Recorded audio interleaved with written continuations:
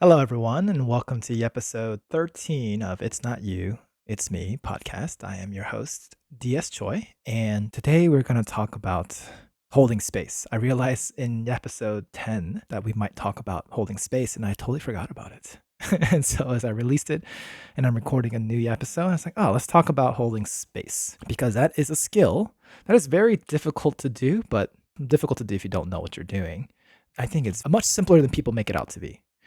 Holding space is a skill that is basically a form of listening where you're not listening to respond, but really listening to listen and understand, listening to comprehend. And it's also a little different from listening to process. That's also a little different. There's so many examples. Maybe as I'm yapping, I should have organized my thoughts, but that's okay. Here is a very quick example. If someone tells you that their day is going poorly, how do you respond? Most likely, you would try to cheer them up somehow. That's a very common response. And there's nothing really wrong with that. I think if someone's had a bad day, we want to make the rest of their day better. It's very logical.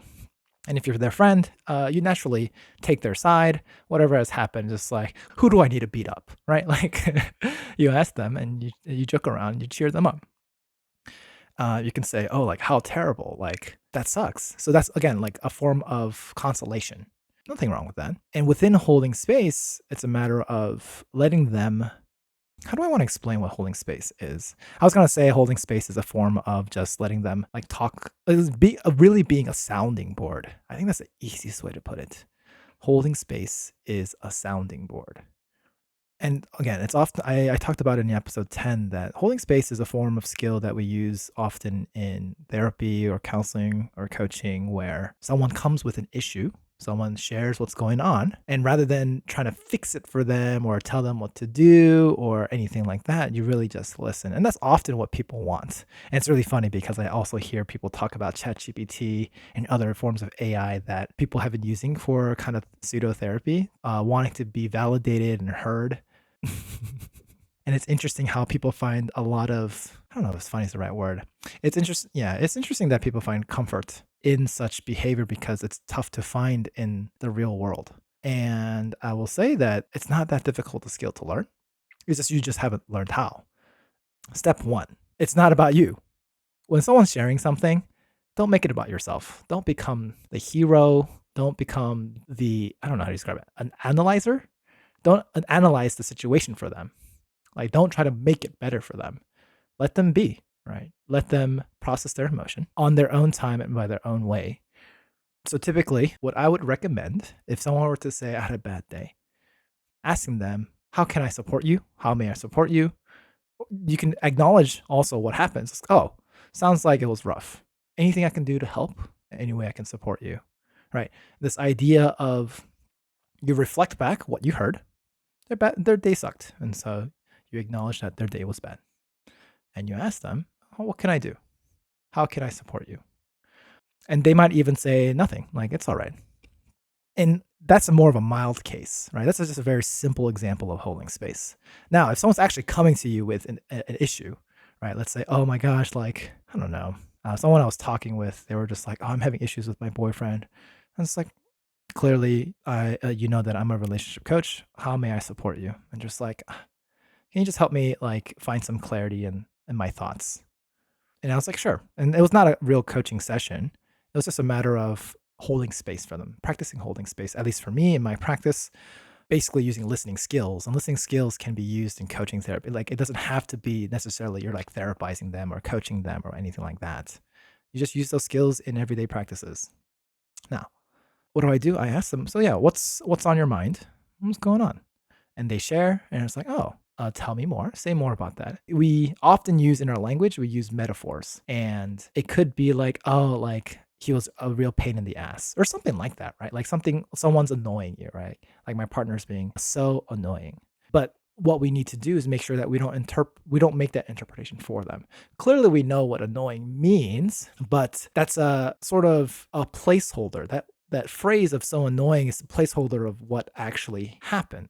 And so you may ask, oh, tell me more so I can see what you're seeing, right? The idea is, I know what the word annoying means, but yeah, share more about your situation. And that allows them to kind of, as you hold the space for them to think about the situation in a way where you're not interjecting anything, but they can really kind of lay it all on the table. And I don't know if you've ever felt this way, but sometimes even though you say something, like when you kind of word vomit, when you hear that reflected back towards you, when someone says, "Oh, what I'm hearing is you're doing something nice," and your partner kind of reacted harshly to it. Or, yeah, maybe you're joking around and your partner reacted harshly. That's what I'm hearing. Right. So you kind of reflect a situation that they've just shared. It allows them to take a listen without all the emotion that they said it with. And again, that idea of holding space is you're allowing them to express their emotions. And when you reflect back what happened in the situation, you're allowing them to see the situation without their emotions. Because when you reflect it back, you're not saying it with emotion. You're saying, I'm hearing that this is what happened. So that's one aspect of holding space. And you can ask a variety of questions to maintain that space for them. So something that I'm a curious person, and so one of the things that I would do that is not holding space is I'm curious about the situation. So I'm asking all the details. So it's like, oh, what did this person do? What did this person say? What time of day was it? Like, if I were to interject or ask them questions to try to gather information for myself, then again, the focus becomes on me. I am no longer holding space for them. And oftentimes, the reason why I do that is because one of my strengths is analyzing a situation. As a result, when someone shares something and I'm analyzing the situation, it becomes more about me and my desire to problem solve versus me supporting them, like being there, being present for them. Right? They don't need me to solve their problem. They might actually, oh wait, to be fair, some people will come and ask me for advice and to solve X, Y, and Z problem. Like, what would you do? Or X, like they'll ask. But again, at the core of it, most people know what they want to do. Most people have an inkling of what they want to do. What would really support them is someone who can help them sort out their thoughts. I think with the social media day and age, with information everywhere, everyone's trying to feed you information to tell you what to do, advice of how you should act, how you should react to a situation, how you should behave. But that's not universally like acceptable advice. Advice is very contextual. To say that advice is universal would be irresponsible, to say the least. So how do I respond when someone asks me for advice? I hold space for them. What can I support you with? And so they'll tell me their situation, and I'll ask them, and I'll reflect back. Same thing, right? I'm hearing this about your situation. What is it about the situation that bothers you? Right?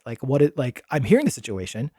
I'm not them, right? So I don't understand how they're interpreting the situation, and so you ask them, yeah, what's bothering you? What's annoying you? What's the worst about the situation? Like, what's going on, right? Basically, and another way I can ask that too is just tell me more. But if I were to direct it in terms of, because clearly they're coming to me for advice because something is bothering them. So you just reflect that back at them. I'm hearing the situation, and what bothers you about that?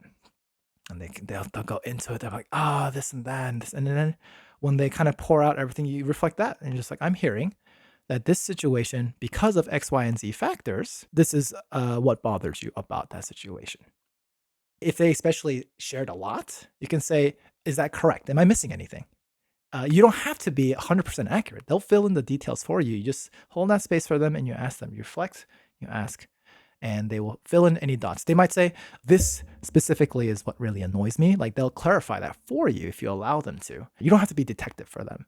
They are willing to share, and they want to share because they don't want to continuously deal with the issue that they're bringing to you.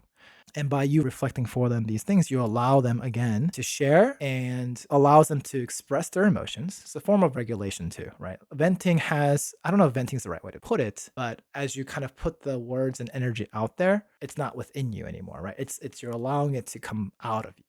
That can be therapeutic. And as you reflect that back to them, you're allowing them to hear themselves minus the emotions. So then they're like, oh, as I'm hearing this reflected back to me, I'm realizing this. Because oftentimes when we are so worked up about something and we share and we vent, we're often stuck in a part of our brain where it's not quite survival mode, but it's a stressed out mode. And you're trying to figure it out. But because you're so wired, everyone is wired emotionally about a situation that bothers them. because it bothers them.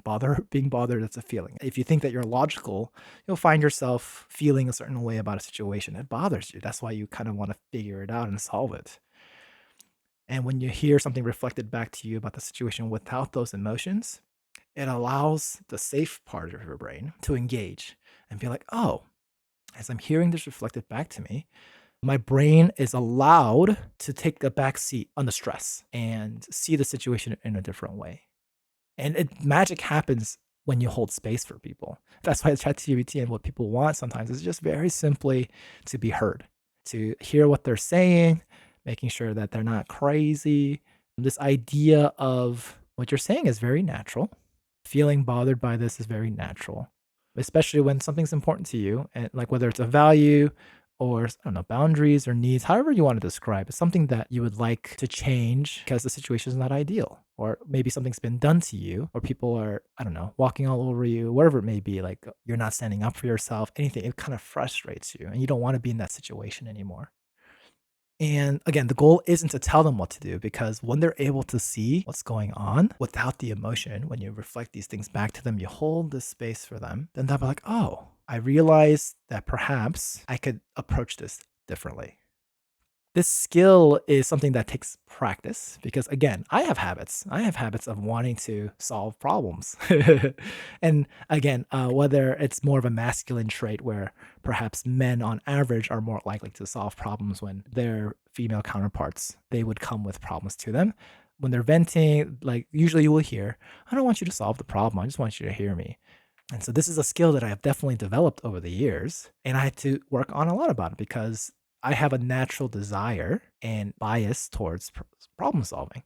And it doesn't always have to be that way. And so as I got more into coaching and also developed these skills, it became easier to take a step back and allow and hold space for them. And I didn't have to solve their problems for them.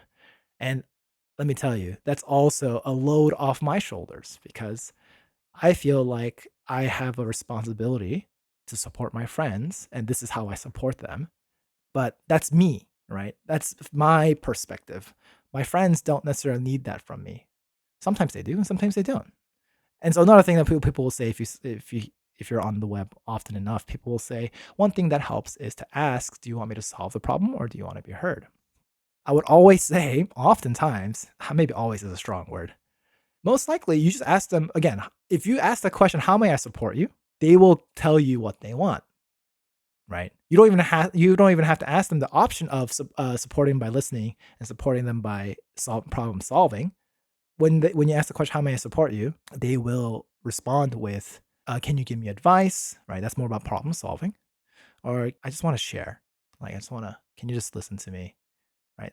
I think it becomes very clear in that way. So one of the things I think I also want to talk about, why is holding space difficult? And again, so I talked about my habits, right? And at the core of it, it's in psychology, we would call it projection. And it's very interesting because empathy and projection are kind of actually flip sides of the same coin. Because empathy, the idea behind empathy is to feel what the other person is feeling. And that idea is putting yourself in their shoes.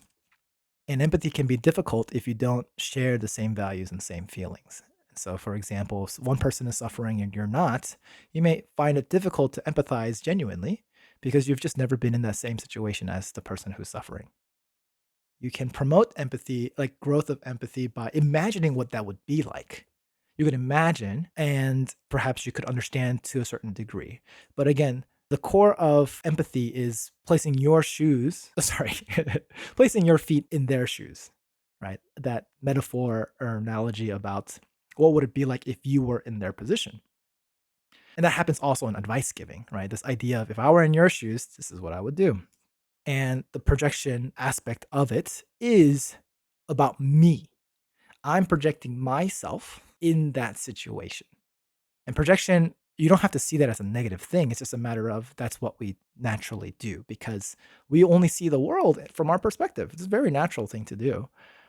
When projective becomes unhelpful and perhaps harmful, emotionally harmful, is when, because you're looking at it from your perspective, when you're unable to see it from the other side, right? Because you don't understand.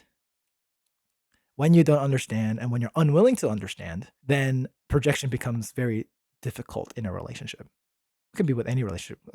One of the easy ones, your parents. They grew up in a very different generation. In Asian families, it's the same thing.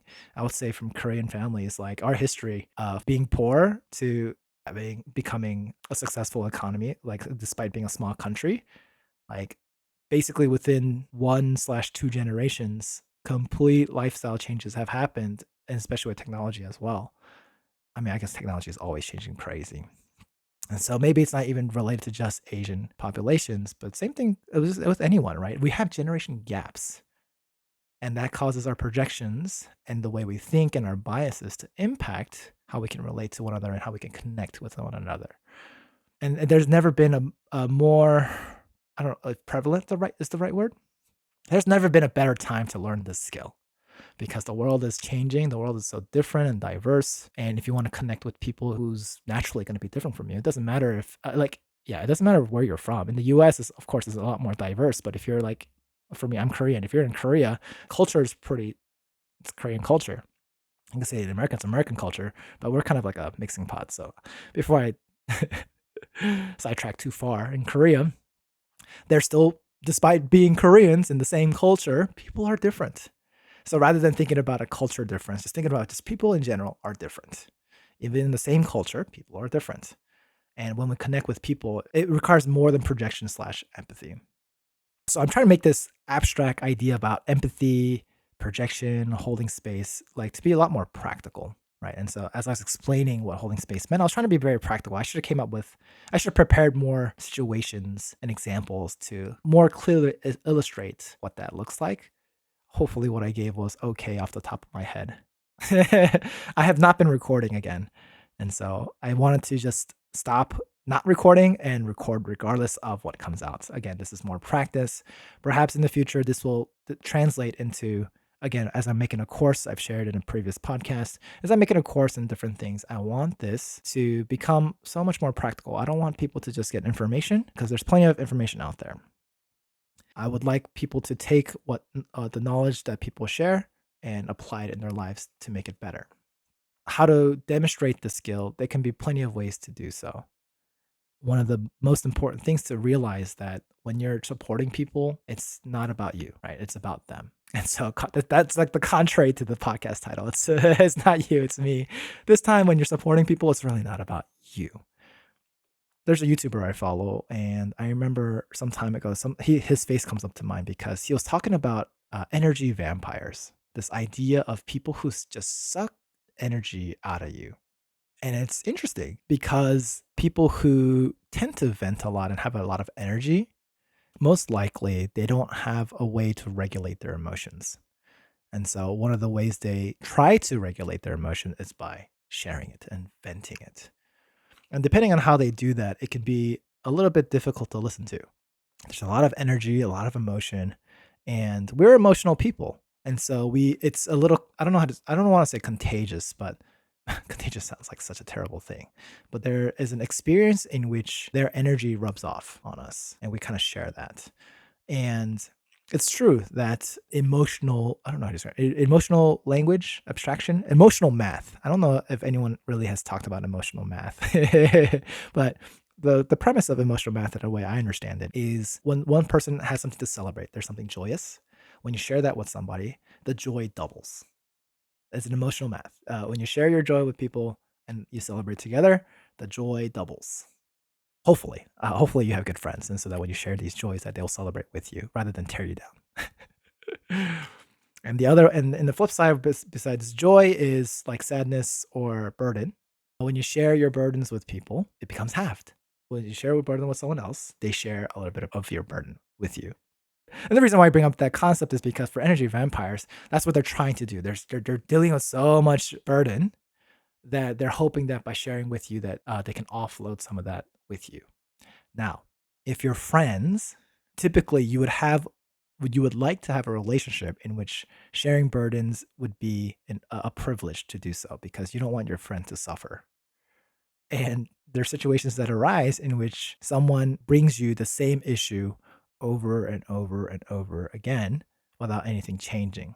And what happens? It means that it's basically a loop, a cycle, a negative feedback loop in which the burden is no longer being shared, it's just being dumped, right? It's just layering on top of each other because nothing has been done. And oftentimes if we see a situation like that from the outside, we will typically say, go to like that person needs therapy. And while that's not necessarily false, it's also not very supportive. And so at the core of these relationships, when you want to support people, you have to really ask yourself, where am I? Where am I and where's my emotional bandwidth? What can I handle? What can I tolerate? What can I support people with? And I think you can be very genuine and honest about that, right? Sometimes if we are people pleasers, we have a hard time saying no when someone wants to dump their emotional baggage onto us. And so if you're in a spot that where you want to support people, you really have to be honest with who you are and what you can handle. And some people can't handle certain things. It's a simple example is like, let's say you have a sick family member. And so anything that's dealing with sick family members might be an emotional burden that you don't have emotional bandwidth. You can think about it as a cup, maybe. I hope everyone understand what bandwidth is, but in case you don't, it's just this idea of what level, how much like is your cup full? Like, because if the cup is empty, I guess that's also a metaphor that's hard to understand. You can think about it as a battery, right? Do you have full battery in which you can handle it, or are you low battery in which you don't have the energy to support them? Maybe that's the best example to give. Struggling with these analogies. And you have to be honest about that. You have to be honest about whether you can support people and whether you can hold space for them. Because ultimately, holding space is a skill that becomes much better when you're able to hold that space for yourself. Maybe that's not the way I want to say it, because holding space for yourself is actually very difficult. Holding space is something that is typically done with the support of somebody else. That's why therapy and coaching and counseling, these are all professional careers in which people support you in this way. If you could do it by yourself, you wouldn't need them, right? And so maybe that's the wrong. I don't want to necessarily say holding space for yourself, but honoring how what you can handle, and that might come with you might realize that in hindsight. You might bite more than you can chew. You might take on more burdens than you thought you could handle, and then you realize, oh, I need to be honest with myself, and I cannot handle this burden right now. It might be a timing thing too, like maybe not right now. Maybe I'm going through something stressful. I don't have the battery level to support people.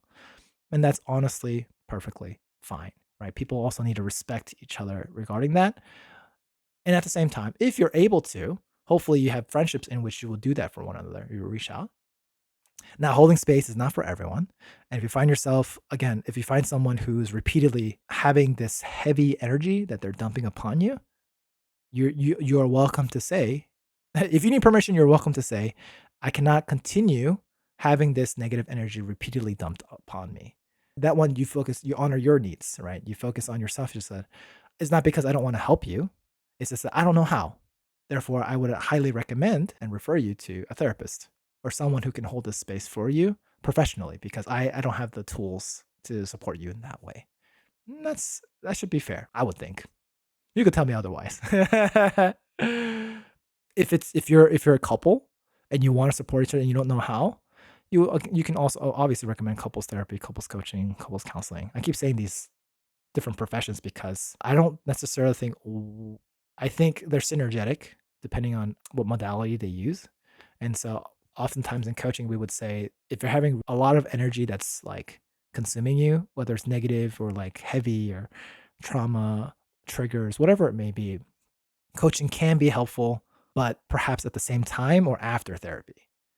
Because coaching is about how do you use that energy, how do you want to live out your life, what are the things that you want to accomplish, and what do you want to achieve. And if there's energy that's holding you back, that's something that you might want to work through in therapy. And maybe through coaching you realize that. Maybe through coaching you realize, oh, I'm realizing how much I haven't been as this energy comes out, as you share, you realize, oh, I am now realizing how much I've been holding on to, how much how much energy I've been carrying around with me. I want to let that go. And perhaps therapy would be an option for that. And so again, like coaching could be a place where that space is held for them to realize, because when you've been carrying something for so long, when something's been so heavy and you become used to that burden, you may not even realize that. And as you have this third party hold this space for you, you may suddenly realize to yourself, oh, I've been carrying a lot and I don't want to anymore. So again, like these can happen I would say honestly, it doesn't. I don't think it necessarily takes a professional for people to support each other in this way. I just don't think that it's naturally taught for anyone to really hold this space. And so, I think one of the and part of the course and workshops that I'm creating, holding space is definitely a big part of that. How do you hold space for somebody, especially in the context of relationships where they may say something about you that makes you feel like you want to react, defend yourself, or react in a way where like, ooh, that kind of hurts. And so that's a whole another thing. I guess we have time. Let me talk about it a little bit. And so again, the reason why I say that about holding space is difficult, especially when you feel like you've been hurt and someone's attacked you. When you learn to hold space, it becomes easier because you realize again, it's not about you; it's them. When they're trying to find support from you, you could even think about it as one. I think one clear example about this is people who comment on anything on the web. Right? There are people who are projecting so hard, and it's like no one asked them, but they feel like they have a need to respond, as if they've been. I don't want to use the word trigger, but this idea is like you poked a sore spot. Yeah, you poked a sore spot, and they feel compelled. They feel compelled to answer angrily on the web, comment angrily, right behind the screen, anonymous screen, and that happens all the time. And when you get better at holding space, you realize, oh, they may be saying all this mean stuff about me, but it's not real. It's honestly not directed towards me. There's something inside them that is causing pain, and they're reflecting that outwardly to others because they want other people to see them and that recognize that here I'm hurt. Therefore, that's why I'm hurting everybody else. But they don't recognize that right in that moment. And as you hold space for people, you realize, oh, there's so much layers that they've been trying to cover and hide that some of the behaviors that they're doing is inconsistent with what they say. It reveals a lot about a person. And so again, as you hold space, you become less reactive to people and how they behave at you too. Again, that's why this is a skill I think that's so helpful in relationships because you realize you don't have to always defend yourself. But again, that's also kind of hard because we're kind of hardwired that way. Our brain chemistry, I don't, maybe it's not chemistry. Our brain responds to threats, whether it's an actual threat, like a physical threat, or a cognitive threat, a mental one, like insults. Our brain perceives them the same way. When you're attacked online, you feel attacked. Like that's how your brain perceives it. And so there's a stress response in the same way, whether it's fight, flight, freeze, whatever it may be, you will behave that way. That's a natural response. It's a defense mechanism, right? And that's completely natural. And again, once you kind of recognize that these are our natural responses, you can catch yourself. You'll be like, oh, I am feeling super defensive, right? You can start recognizing that and choose how to behave. You can do what you normally do if you'd like. If that's been treating you well, I can't really say anything negative about that. But I would honestly say that most people in their relationships, if they act defensively, it doesn't turn out the way they want it to. It doesn't bring them closer. It actually, oftentimes, you might find yourself hurting the other person, pushing them further away. And we don't want to do that. We want to learn how to not react that way.